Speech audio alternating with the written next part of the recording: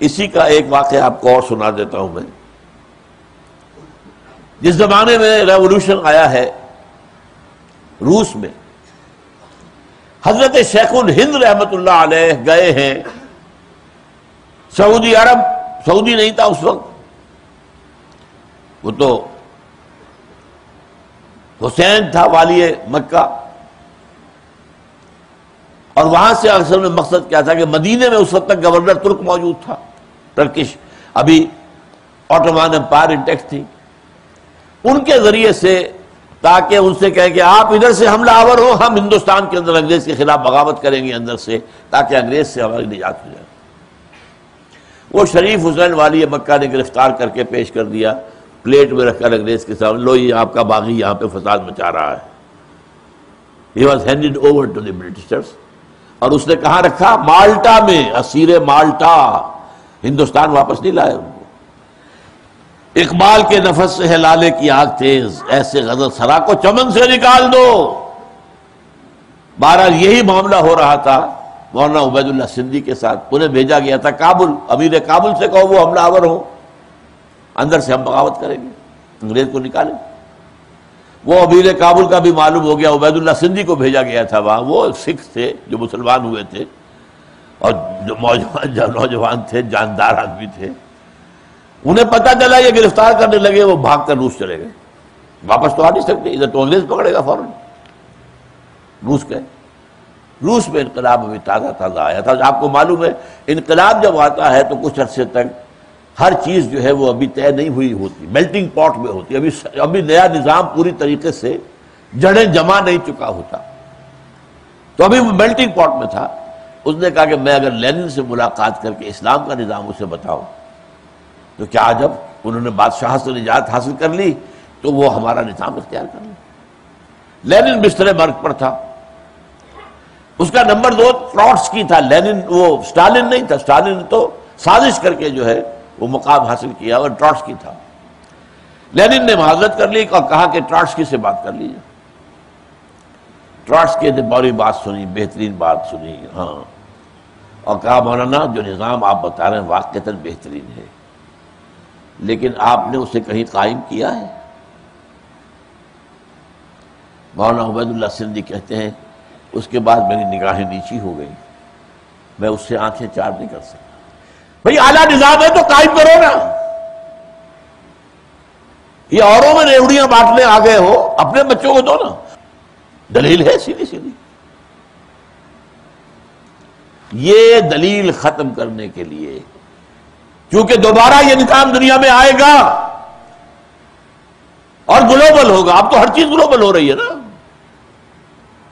Global آئے گا. Capitalism globalise ہو رہا ہے اور اس کے خلاف بھی ریزنٹمنٹ ہے، اور اس کا ٹائر پنکچر ہو چکا ہے امریکہ میں. کیپٹلزم کی ماں جو ہے اس کی ہوا نکل چکی ہے. Globalization of capitalism. اب انہیں اندیشہ ہے اسلام نہ آ جائے. یہ جو شعر کہا تھا اقبال نے آج سے 60 سال پہلے، ابلیس کی مجلس شورا میں ابلیس سے کہلوایا ہے. ابلیس کہتا ہے عصر حاضر کے تقاضاؤں سے ہے، لیکن یہ خوف ہو نہ جائے آشکارا شرع پیغمبر کہیں. اس کے ایک مشیر نے کہا تھا یہ جمہوریت دنیا میں آ گئی، اب شیطنت کہاں رہے گی؟ یہ تو اشتراکیت آ گئی، اب ہمارا نظام کہاں رہے گا؟ اس نے کہا مجھے نہ اشتراکیوں سے کوئی ڈر ہے، کب ڈرا سکتے ہیں مجھ کو اشتراکیت کوچا گرد، یہ پریشان روزگار آشفتہ مغز آشفتہ ہو. اور نہ جمہوریت سے ہے، ہم نے خود شاہی کو پہنایا ہے جمہوری لباس. جب ذرا آدم ہوا ہے خود شناس و خود نگر، تو نے کیا دیکھا نہیں مغرب کا جمہوری نظام، چہرہ روشن اندرون چنگیز سے تاریخ تک.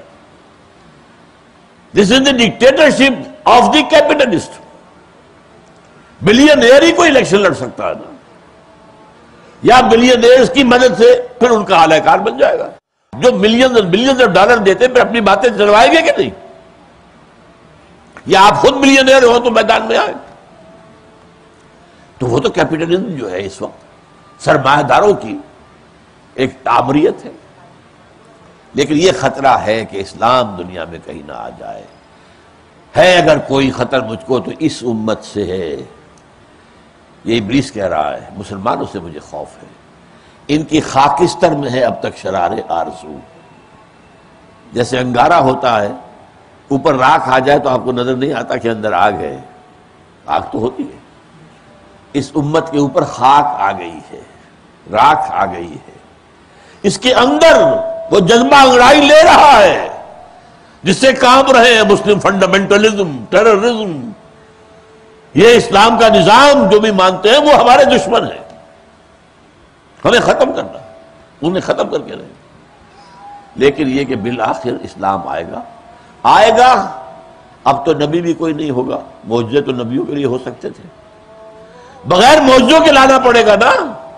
تو حضور نے حجت قائم کر دی، میں نے کر کے دکھایا، میں نے مارے کھائی، میں 3 سال تک نظر بند رہا اور اس میں بھوک اور فاقہ بھی تھا شیب بنی ہاشم میں، میرے دندانے مبارک شہید ہوئے، میں نے اپنے پیٹ پر پتھر باندھے، میں نے پتھراؤ جھیلا ہے طائف کا۔ تو یہ تم پر حجت ہے کہ نہیں؟ تم امتی سمجھتے ہو، اس میدان میں آنے کو تیار ہی نہیں، تم امتی نہیں ہو۔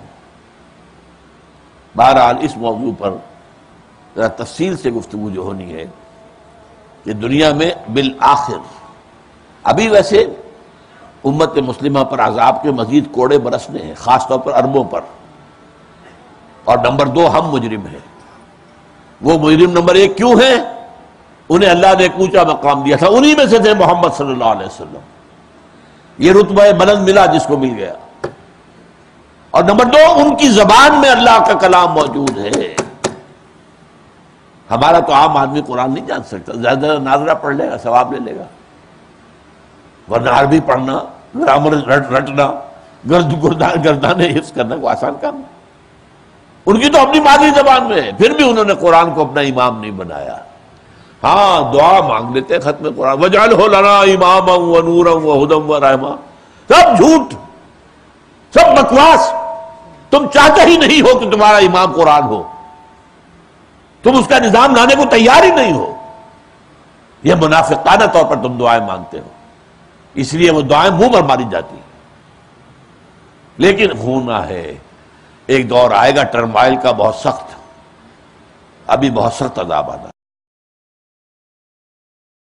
نمبر 2 پر ہم ہیں مسلمانوں نے پاکستان، لیکن اس موضوع پر مجھے آج شام کو تقریر کرنی ہے، کیا حالات ہیں اس وقت دنیا کے اور خاص طور پہ پاکستان کے۔